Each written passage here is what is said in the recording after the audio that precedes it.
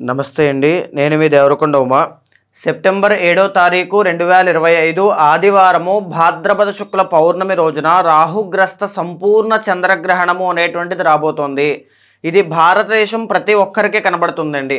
మీ ప్రాంతంలోనూ ప్రతి రాష్ట్రంలోనూ ఇది కనబడుతుంది.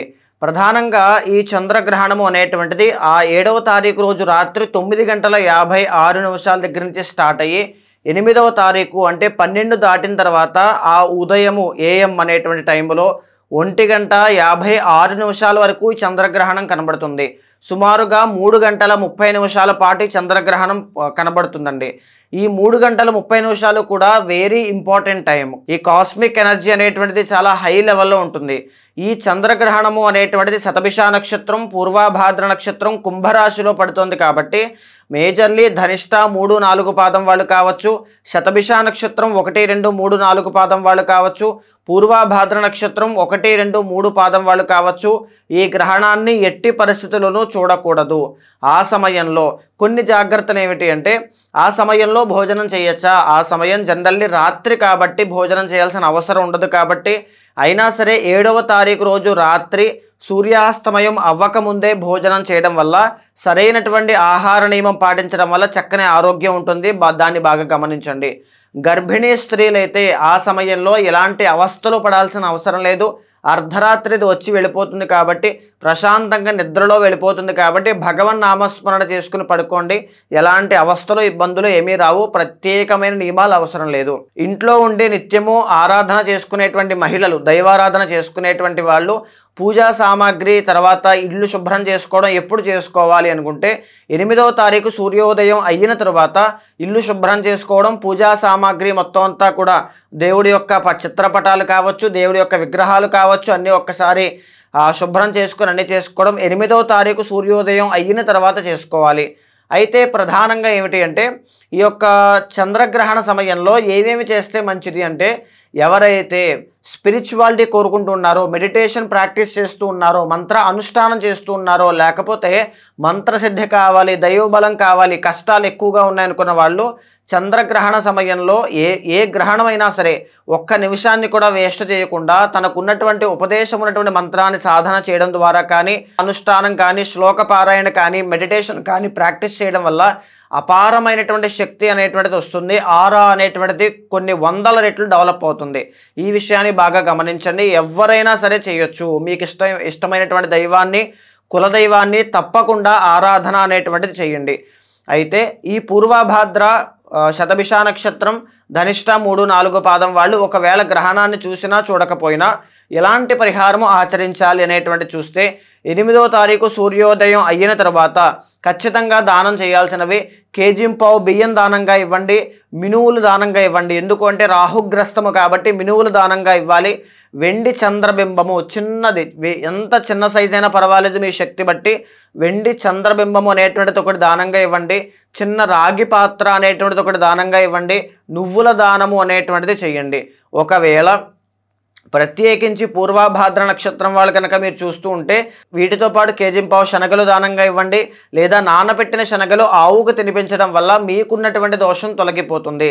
శతభిష నక్షత్రం వాళ్ళు ప్రత్యేకించి ఇవ్వాల్సిన పని లేదు. ఆ బియ్యము, మినువులు, వెండి చంద్రబింబము, రాగి పాత్ర, నువ్వులు దానం ఇస్తే సరిపోతుంది. ధనిష్ట నక్షత్రం 3, 4 పాదం వాళ్ళైతే తప్పకుండా వీటితో పాటుగా కందులు, కేజీంపావు కందులు దానంగా ఇవ్వడం కానీ, కందులు నానబెట్టి ఆవుకు తినిపించడం కానీ ఖచ్చితంగా చేయండి. మీకున్నటువంటి గ్రహణ ప్రభావం చేత మీరు పడే ఇబ్బందులు కానీ ఏవైనా ఉన్నా ఆ బాధల నుంచి చాలా ఈజీగా బయటకు వస్తారు అని చెప్పచ్చు. మిథున రాశి వాళ్ళకి చంద్రగ్రహణ ప్రభావం అనేటువంటిది ఏ విధంగా ఇబ్బంది పెట్టబోతోంది, లేకపోతే అసలు ఎలాంటి జాగ్రత్తలు తీసుకోవాలి, ఇలాంటివన్నీ కూడా మనం చూస్తే కనుక ఈ చంద్రగ్రహణ ప్రభావం అనేటువంటిది కుంభరాశి నుంచి చూస్తే మిథున రాశి వాళ్ళకి 5th హౌస్ అవుతుంది.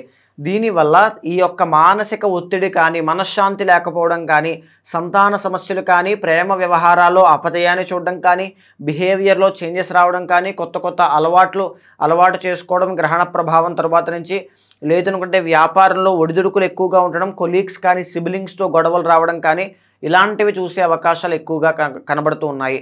సో ఈ గ్రహణం తరువాత మీరు తీసుకునే ప్రతి నిర్ణయము కూడా చాలా ఆచితూచి వ్యవహారం చేయాలి అని మరీ చెప్తున్నాను. జాగ్రత్తగా ఉండండి. అయితే అసలు ఈ మిథున రాశి వాళ్ళకి ఈ మాసం ఎలాంటి ప్రభావాలు ఉన్నాయి అనేటువంటి విషయాన్ని చూస్తే, మిథున రాశి వాళ్ళకి 4 గ్రహాలు సెప్టెంబర్ మాసంలో యోగిస్తున్నాయండి. సెకండ్ అండ్ థర్డ్ హౌసెస్ లో శుక్ర బలం అనేటువంటిది బాగుంది. థర్డ్ లో కేతు యొక్క బలం కూడా మాసం చివరిలో శుక్ర కేతుల యొక్క కంజంక్షన్ వల్ల కాస్త బలం అందుతోంది. మీరు బాగా గమనిస్తే మీకు రవి బలము అనేటువంటిది 17th వరకు మాత్రమే ఉంది. 15th తర్వాత నుంచి బుధుడి యొక్క బలం అందబోతోంది. సో ఈ యొక్క కన్ఫ్యూజన్ సరిగ్గా ఒక్కసారి చూడండి. 7వ తారీఖున మీకు చంద్రగ్రహణం పట్టబోతోంది. 17 వరకు రవి బలం ఉంది. 15 తర్వాత నుంచి బుధుడి యొక్క బలం అందబోతోంది. ఎస్పెషల్లీ బిజినెస్లు చేసేటువంటి వాళ్ళు, స్టాక్స్ కానీ షేర్స్ కానీ ట్రేడింగ్ కానీ చేసేటువంటి వాళ్ళు, మాట ద్వారా బ్రతికేటువంటి వృత్తుల్లో ఉన్న వాళ్ళు, వ్యాపారస్తులు ఎవరున్నా, ఉమ్మడి వ్యాపారం, జాయింట్ వ్యాపారం లాంటివి ఉన్నా చాలా కేర్ఫుల్గా మీరు నిర్ణయాలు తీసుకోవాలి. లేకపోతే పనులన్నీ కూడా స్తంభించే అవకాశములు ఎక్కువగా ఉంటాయి.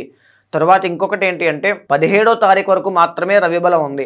ఎస్పెషల్లీ సెప్టెంబర్ 17th తర్వాత కూడా రవిబలం మీకు తగ్గబోతోంది. సకాలంలో పనులన్నీ పూర్తి చేసే విధంగా ప్రీ ప్లాన్డ్గా అన్ని ఎప్పుడెప్పుడు ఏ పని చేయాలనేటువంటిది చాలా క్షుణ్ణంగా ఒక ప్లాన్ అనేటువంటిది ప్రణాళిక సిద్ధం చేసుకోండి. లేకపోతే ఒడిదుడుకులు ఎక్కువగా చూస్తారని చెప్పచ్చు. మనీ బ్లాకేజెస్ అనేటువంటివి ఎక్కువగా కనబడుతూ ఉన్నాయి. అంటే ఎవరికైనా డబ్బులు ఇచ్చినప్పుడు అవి తిరిగి రాకపోవడం లాంటివి ఎక్కువగా చూస్తారు. సో గ్రహణ సమయం తర్వాత కానీ ముందు కానీ డబ్బులు ఎవరికి అప్పుగా ఇవ్వద్దు, అప్పు తీసుకోవద్దు. మనీ విషయంలో చాలా కేర్ఫుల్గా ఉండండి. 4వ స్థానంలో కుజగ్రహ సంచారం, న్యాయపరమైన చిక్కులు, ధర్మ పోరాటం వైపు కానీ, కోర్టు సమస్యలు, తగాదాలు కానీ ఏమైనా ఉంటే అవన్నీ ఇంకా పెండింగ్ పడే అవకాశాలు ఎక్కువగా ఉన్నాయి. ఆ విషయంలో కాస్త జాగ్రత్తగా ఉండాలి. ప్రధానంగా సంతానం విషయంలో సంతానం కావాలని కోరుకునే వాళ్ళకి ఇప్పుడప్పుడే శుభవార్త వినేటువంటి యోగం కనిపించడం లేదు. బికాజ్ గ్రహణ ప్రభావం అది 5th హౌస్లో పట్టడం వల్ల ఇబ్బందులు ఎక్కువగా కనబడుతున్నాయి. సో ఎవరైనా ఈ గ్రహణ ప్రభావం నుంచి తప్పించుకుని ఇంకా బెటర్గా ఉండాలి లేకపోతే అనుకున్న వాళ్ళకి చిన్న చిన్న రెమెడీస్ చెప్తాను, ఒకసారి బాగా గమనించండి. గ్రహణం అయిపోయిన తర్వాత రోజు 8వ తారీఖు సూర్యోదయం నాడు కేజీంపావు బియ్యం ఒకటి దానంగా ఇవ్వండి. తర్వాత మినువులు కేజీంపావు దానంగా ఇవ్వండి. తర్వాత ఒక చిన్న రాగి పాత్ర మీ శక్తి బట్టి దానంగా ఇవ్వండి. వెండి ప్రతిబింబము, చంద్రబింబము చిన్నది, ఎంత మీ శక్తి ఉంటే అంత వెండిది చంద్రబింబం ఒకటి దానంగా ఇవ్వండి. నల్ల నువ్వులు దానంగా ఇవ్వండి. పెసలు కేజీంపావు దానంగా ఇవ్వండి. ఇవి దానంగా ఇవ్వడం వల్ల దగ్గరలో ఉండే శివాలయంలో కానీ దగ్గరలో ఉండేటువంటి బ్రాహ్మణులకి కానీ దానంగా ఇవ్వడం వల్ల గ్రహణ ప్రభావం నుంచి చాలా ఈజీగా ఓవర్కమ్ చేయగలుగుతారు. అండ్ 8వ తారీఖు ఖచ్చితంగా విష్ణు సహస్రనామ పారాయణ 11 సార్లు పారాయణ చేయండి. ఎందుకు అని అంటే మీకు వ్యాపారంలో కానీ, ఆరోగ్య విషయంలో కానీ, ప్రేమ వ్యవహారాల్లో కానీ, సంతాన విషయంలో కానీ ఎస్పెషల్లీ బాగా గమనిస్తే మిథున రాశి వాళ్ళకి మ్యారిటల్ లైఫ్లో ఇబ్బందులు ఉంటాయి. అది ఇక్కడ ఎక్కువగా కనబడుతుంది. అలాంటి విషయాల్లో ఒడిదుడుకులు ఎక్కడా కూడా రాకుండా సేఫ్గా మీరు ఉండడానికి ఈ విష్ణు సహస్రనామ పారాయణ అనేటువంటిది మిమ్మల్ని ఒక రక్షా కవచంలా కాపాడుతుంది అని చెప్పచ్చు. సో ప్రతి మిథున రాశి వాళ్ళకి ఈ వీడియో షేర్ చేయండి. విష్ణు సహస్రనామ పారాయణ తప్పకుండా చేయండి. సో చూసారు కదండి, చంద్రగ్రహణము అనేటువంటిది ఏ రాశుల మీద ఎలాంటి ఎఫెక్ట్స్ అనేటువంటివి చూపిస్తుంది. అంటే చాలా మంది ఈ మీన రాశికి సంబంధించి కావచ్చు, కుంభరాశికి సంబంధించి కావచ్చు, మాకు గ్రహణ ప్రభావం ఉంది కదా ఏదో అయిపోతుందని భయపడుతూ ఉంటారు. మీరేమీ టెన్షన్ పడాల్సిన అవసరం లేదు. నేను చెప్పిన ఆ రెమెడీస్ అనేటువంటివి పాటించండి. మీ పర్సనల్ చార్ట్ అనేటువంటిది బలంగా ఉందో లేదో చూసుకోండి. ఒకవేళ మీ పర్సనల్ చార్ట్ బలంగా ఉన్నా, మీ దైవ బలం అనేటువంటిది బలంగా ఉన్నా, మీ ప్రయత్న బలం బలంగా ఉన్నా మీకు ఎలాంటి ఆటంకములు అనేటువంటివి, కష్టములు అనేటువంటివి రావు. నిత్యము కులదేవత ఆరాధన, ఇష్టదైవ ఆరాధన ఎక్కువగా చేయండి. మీకు ఏదైనా సందేహాలున్నా లేదా జాతకం చూపించుకోవాలన్నా మీకు కింద కనిపించే నెంబర్కి కాల్ చేస్తే మా వాళ్ళు మీకు పూర్తి వివరాలు అందిస్తారు. తప్పకుండా మీ జాతకాన్ని చూసిన తర్వాత గోచారంతో సమన్వయం చేస్తూ ఏమైనా దోషాలుంటే శాంతి పరిహారములు మీతో ఆచరింపజేసి భగవత్ అనుగ్రహం కలిగేలా చేస్తాను.